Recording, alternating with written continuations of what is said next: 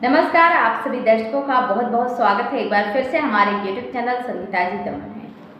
दोस्तों, बहुजन समाज पार्टी के राष्ट्रीय अध्यक्ष बहन कुमारी मायावती जी के भतीजे, उनके राष्ट्रीय राजनीतिक उत्तराधिकारी आकाश आनंद जी ने बिना नाम लिए अपने पहले ही चुनावी रैली में भीम आर्मी के चीफ चंद्रशेखर आज़ाद पर काफ़ी गंभीर आरोप भी लगाए हैं और उन पर ज़बरदस्त हमला किया है। जी हाँ दोस्तों, वो क्या कुछ अपनी रैली में उन्होंने कहा है, मैं आपको बताऊंगी विस्तार से। इससे पहले अगर आपने अभी तक हमारे चैनल को सब्सक्राइब नहीं किया है तो प्लीज़ चैनल को सब्सक्राइब कर लीजिए और बेल आइकन को प्रेस कीजिए ताकि हमारे आने वाली हर वीडियो की जानकारी आपको मिलती रहे टाइम टू टाइम। और सबसे पहले दोस्तों, बहुजन समाज पार्टी के राष्ट्रीय अध्यक्ष बहन कुमारी मायावती जी के भतीजे, उनके राजनीतिक उत्तराधिकारी आकाश आनंद जी ने बहुत ही गंभीर आरोप लगाया है, जिस वजह से दलित वोटर कंफ्यूजन में हो गए हैं। आखिरकार एक ही पार्टी, एक ही रणनीति के तौर पर दो पार्टियां चलाने वाले उम्मीदवार जो कि एक ही सीट पर ज़बरदस्त रैली कर रहे हैं और उनमें एक दूसरे को लेकर फिलहाल चंद्रशेखर आज़ाद का आकाश आनंद के खिलाफ कोई बयानबाजी सामने नहीं आया है, लेकिन आकाश आनंद ने क्या कुछ कहा है हम आपको बताएंगे विस्तार से, तो प्लीज़ वीडियो को बिना स्किप किए लास्ट तक ज़रूर देखिएगा। दोस्तों, चंद्रशेखर आज़ाद अपनी पार्टी आज़ाद समाज पार्टी से पश्चिमी उत्तर प्रदेश के नगीना लोकसभा सीट से उम्मीदवार हैं। वहीं 2019 के लोकसभा चुनाव में ये सीट बहुजन समाज पार्टी ने इस पर जीत दर्ज की थी, लेकिन इस बार बहुजन समाज पार्टी ने सुरेंद्र पाल सिंह को मैदान में उतारा है। दोस्तों, शनिवार को नगीना में एक चुनावी रैली में आकाश आनंद ने चंद्रशेखर आज़ाद के नाम लिए बिना ही कहा कि वो दलितों युवकों को गुमराह करके उनके करियर को बर्बाद कर रहे हैं। आकाश आनंद ने कहा वो युवाओं को प्रदर्शनों में ले जाते हैं और उनकी वजह से उनके खिलाफ मुकदमे दर्ज हो रहे हैं। जी हाँ दोस्तों, आकाश आनंद ने रैली में चंद्रशेखर आज़ाद की ओर इशारा करते हुए कहा वो झगड़ा करते हैं, करवाते हैं, आंदोलन करते हैं और हमारे युवाओं को अपने साथ ले जाते हैं, लेकिन केस दर्ज होने पर जब ये युवा उनके पास मदद के लिए जाते हैं तो वो गायब हो जाते हैं। याद रखिए, अगर आपके पास आपके खिलाफ एक बार मुकदमा दर्ज हो गया तो आपको सरकारी नौकरी नहीं मिलेगी। दोस्तों, कहीं ना कहीं ये बात तो सही है, संवैधानिक है, क्योंकि जिस इंसान पर अगर एक बार मुकदमा दर्ज हो जाता है फिर उसको सरकारी नौकरी नहीं मिलती है।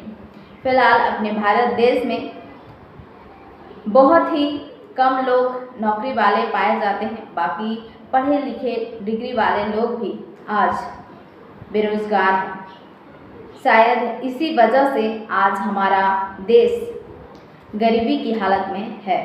फिलहाल हम आपको बताएंगे कि चंद्रशेखर आज़ाद के खिलाफ क्या कुछ कहा है आकाश आनंद ने, तो प्लीज़ वीडियो को बिना स्किप किए लास्ट तक ज़रूर देखिएगा।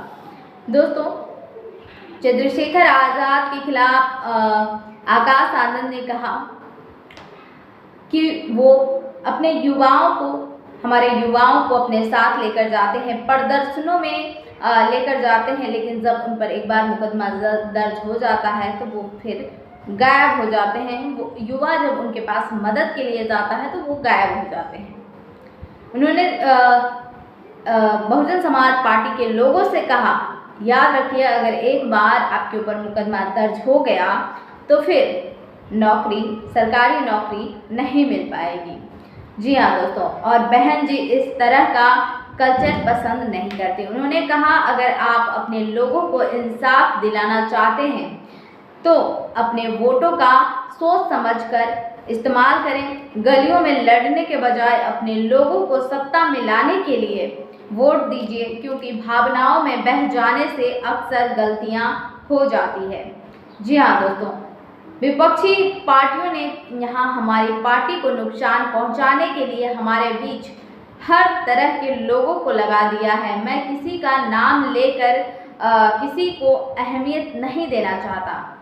आकाश आनंद ने कहा, मैं किसी का नाम लेकर किसी को अहमियत नहीं देना चाहता, लेकिन इनमें से कुछ लोग खुद को मसीहा कहते हैं। वो कहते हैं समाज के हित के लिए वो सड़कों पर उतर कर लड़ेंगे। दोस्तों देख सकते हैं कि किस तरह से बिना नाम लिए चंद्रशेखर आज़ाद के खिलाफ आकाश आनंद ने हमला बोला है। जी हाँ दोस्तों, आखिरी कुछ दिनों के दौरान उन्होंने किसी तरह से इंडिया गठबंधन में शामिल होने की कोशिश की ताकि किसी तरह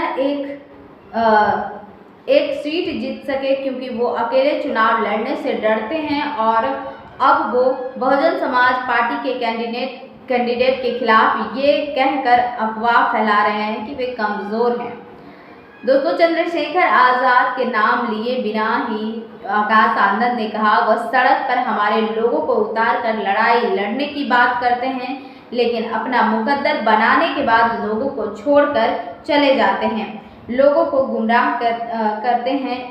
और वह इंडिया ब्लॉक में घुसना चाहते थे ताकि वह अपनी एक सीट निकाल सके, लेकिन उनकी किस्मत इतनी खराब है कि अलायंस के बाद भी वह बेघर घूम रहे हैं। तो किस तरह से आकाश आनंद ने चंद्रशेखर आज़ाद पर निशाना साधा है। अभी तक फिलहाल चंद्रशेखर आज़ाद का इस पर कोई प्रतिक्रिया नहीं आया है, कोई बयान नहीं आया है, लेकिन अब देखना यह है कि जनता की मोहर किसे लगती है, चंद्रशेखर आज़ाद या फिर आकाश आनंद को। लेकिन दोस्तों जिस तरह से चंद्रशेखर आज़ाद बिना दिन रात के परवाह किए बिना लोगों के हित के लिए उतर जाते हैं, वो कहीं ना कहीं लोगों को अपने दिल में घर कर लिया है और वो चंद्रशेखर आज़ाद के प्रति पूरी तरह से निष्ठा पे हैं कि चंद्रशेखर आज़ाद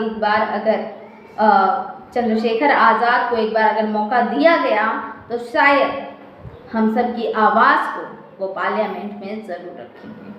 फिलहाल आपकी इस पर क्या राय है हमें कमेंट सेक्शन में ज़रूर बताएं। नगीना लोकसभा सीट पर चंद्रशेखर आज़ाद की जीत दर्ज होती है या फिर बहुजन समाज पार्टी के प्रत्याशी सुरेंद्र पाल सिंह की? आप अपनी कमेंट सेक्शन में राय हमें ज़रूर बताएं। फिलहाल मिलेंगे नेक्स्ट किसी वीडियो के साथ, तब तक के लिए आप सभी दोस्तों से इजाज़त चाहूँगी। जय भारत, जय संविधान।